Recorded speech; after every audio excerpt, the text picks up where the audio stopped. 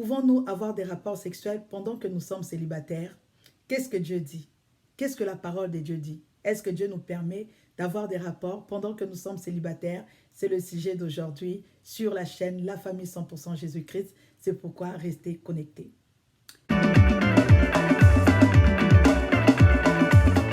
Shalom, shalom peuple de Dieu, shalom la famille 100% Jésus-Christ. J'espère que vous allez bien, je vais bien par la grâce de Dieu.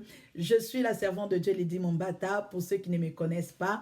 Et si vous êtes nouveau sur cette chaîne, n'hésitez pas de vous abonner parce que sur cette chaîne, nous parlons de tous les aspects de notre vie, mais en nous appuyant sur la parole de Dieu. Car nous savons que lorsque nous appliquons la parole de Dieu, nous réussissons avec le Seigneur.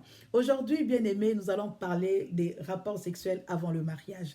Parce que au jour d'aujourd'hui, dans notre société, c'est devenu un phénomène qui est maintenant normal. Lorsque tu as ton fiancé, tu as ton chéri, pour le prouver que tu l'aimes, malgré qu'il ne t'a pas encore épousé, tu dois lui donner ton corps. Parce que le copain t'a promis le mariage bien-aimé, tu te sens obligé de lui donner ton corps pour essayer de le garder avec toi. Aujourd'hui, nous allons ouvrir la parole de Dieu dans Deutéronome 22, versets 28 à 29. Nous allons comprendre, est-ce que c'est ça la volonté de Dieu? Est-ce que nous devons à chaque fois coucher avec les fiancés, coucher avec le copain? Pour prouver que nous les aimons, nous devons coucher avec eux. Nous allons connaître cela aujourd'hui dans la parole de Dieu. La Bible nous dit, bien-aimés, dans Deutéronome 22, versets 28 à 29. Si un homme rencontre une jeune fille vierge non fiancée, lui fait violence et couche avec elle, et qu'on vienne à les surprendre, l'homme qui aura couché avec elle donnera au père de la jeune fille 50 cycles d'argent, et parce qu'il a déshonoré, il la prendra pour femme et il ne pourra pas la renvoyer tant qu'il vivra. Il ne pourra pas la renvoyer tant qu'il vivra. Ici, il s'agit bien des personnes qui ne sont pas mariées. Parce que les hommes, souvent, c'est ça. Lorsqu'ils viennent vers la femme, vous commencez votre relation, après, ça sera toujours, il faut coucher avec moi pour que je sache que tu m'aimes, tu dois me donner ton corps, tu dois me donner, tu dois me donner. Et la fille, souvent, à force d'écouter, à un moment donné, elle se dit que non, je risque de perdre cet homme, alors laisse-moi donner mon corps. Mais la Bible nous dit que c'est un déshonneur. Lorsque tu n'es pas marié, tu ne peux pas donner ton corps à un homme. Lorsque tu n'es pas marié, tu ne peux pas commencer à coucher avec un homme parce que l'homme est en train de te déshonorer. Il te déshonore, bien-aimé, il déshonore ta famille. C'est pourquoi, là, je parle à nos sœurs qui sont encore célibataires de faire très attention. Vaut mieux pour toi de plaire à Dieu que de plaire à un homme. Cela ne veut pas dire parce que tu couches avec un homme, c'est que c'est garanti, cet homme va t'épouser. Non, il y a des hommes qui sont des escrocs. Ils peuvent venir vers toi, bien-aimé, tu vas croire que c'est pour l'amour et pourtant non, il avait déjà dit à ses amis qu'il est capable de coucher avec 5 filles. Toujours dans Deutéronome 22, mais lisons à partir du verset 13. Si un homme qui a pris une femme et allé vers elle éprouve ensuite de l'aversion pour sa personne, il lui impute des choses criminelles et porte atteinte à sa réputation en disant « J'ai pris cette femme, je me suis approché d'elle et je ne l'ai pas trouvée vierge. » Alors le père et la mère de la jeune femme prendront les signes de sa virginité et les produiront devant les anciens de la ville à la porte. Le père de la jeune femme dira aux anciens « J'ai donné ma fille pour femme à cet homme et il a prise en aversion. » Il lui impute des choses criminelles en disant « Je n'ai pas trouvé ta fille vierge. » Or, voici les signes de virginité de ma fille. Et ils déploieront son vêtement devant les anciens de la ville. Les anciens de la ville saisiront alors cet homme et le châtieront. Et parce qu'il a porté atteinte à la réputation d'une vierge d'Israël, ils les condamneront à une amende de 100 cycles d'argent qu'ils donneront au père de la jeune femme. Elle restera sa femme et il ne pourra pas la renvoyer tant qu'il vivra. Mais si le fait est vrai, si la jeune femme s'est point trouvée vierge, on fera sortir la jeune femme à l'entrée de la maison de son père. Elle se fera lapider par les gens de la ville et elle mourra, parce qu'elle a commis une infamie en Israël en se prostituant dans la maison de son père. Tu ôteras ainsi le mal du milieu de toi. Bien-aimé, ici, on dit que la femme s'est prostituée à la maison de son père. C'est-à-dire, lorsque un homme épouse une femme et l'homme commence à dire que non, je n'étais pas trouvée vierge. Parce que là, c'est criminel. C'est criminel dire à une femme que non, je n'étais pas trouvée vierge.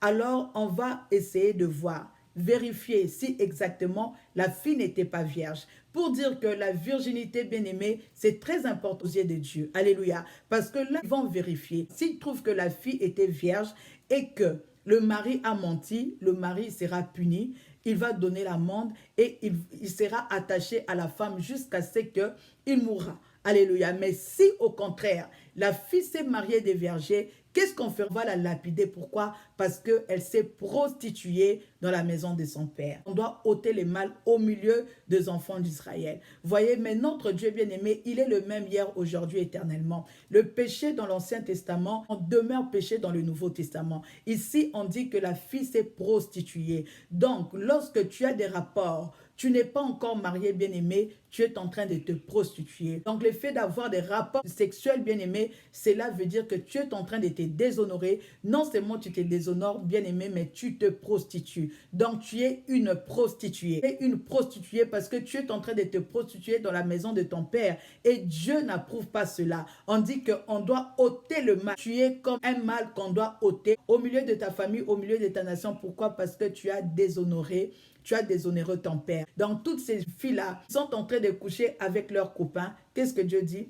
Elles sont des prostituées. Ce n'est pas moi, c'est la parole de Dieu. Alléluia. C'est pourquoi, bien-aimé, arrête de te prostituer dans la maison de ton père.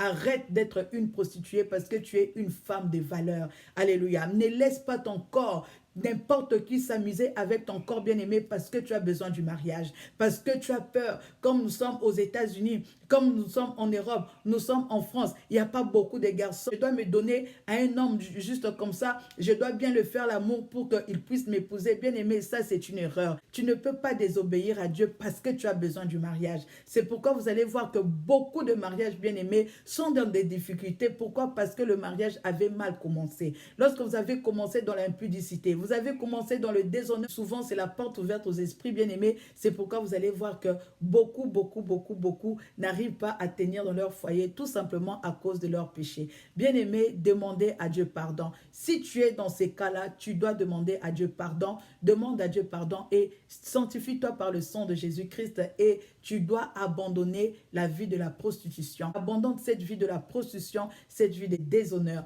Vous allez me dire que maman lui dit, mais ça c'est l'Ancien Testament. Mais notre Dieu, il ne change pas. Je vous emmène alors dans le Nouveau Testament.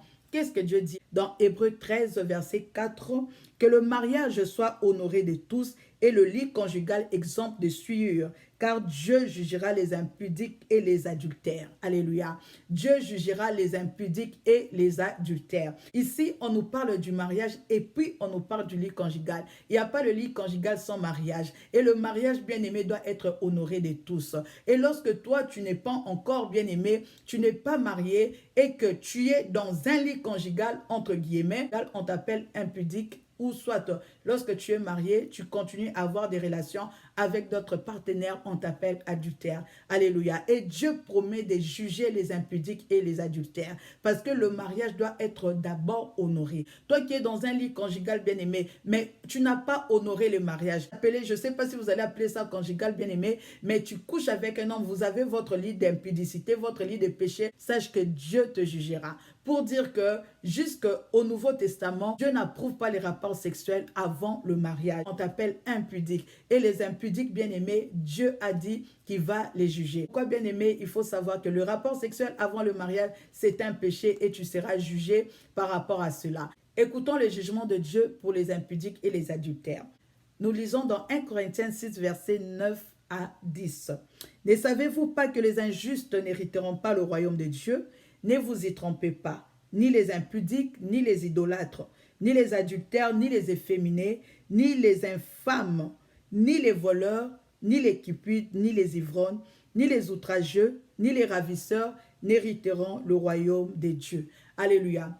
N'hériteront le royaume des dieux. Bien-aimé, lorsque tu es impudique, c'est-à-dire tu fais des rapports sexuels avant le mariage, si tu meurs avec ces péchés, tu n'hériteras pas le royaume des cieux. Alléluia. Si tu es adultère bien-aimé, si tu meurs avec ces péchés, tu n'as pas eu le temps de demander à Dieu pardon, tu n'hériteras pas le royaume des cieux. L'impudicité est punissable par Dieu. L'adultère est punissable par Dieu. C'est pourquoi garde-toi pur. Garde-toi pur. Parce qu'il est appelé à l'homme de mourir qu'une seule fois. Après quoi viendra le jugement. Si tu meurs, bien-aimé, dans ces péchés, tu risques de rater le ciel. Alléluia. C'est pourquoi vous êtes des mamans. Apprenez ces choses à vos enfants afin que vos enfants puissent vivre une vie de chasteté, une vie de pureté. Que Dieu vous bénisse abondamment. N'hésitez pas si vous avez des questions et vous avez des sujets, vous voulez que nous puissions développer ça pour vous. Essayez d'envoyer vos thèmes, vos sujets. Nous allons essayer de vous conseiller par rapport à vos préoccupations. Si vous n'êtes pas encore abonné, abonnez-vous et on se voit très bientôt. Que Dieu vous bénisse. Bye bye.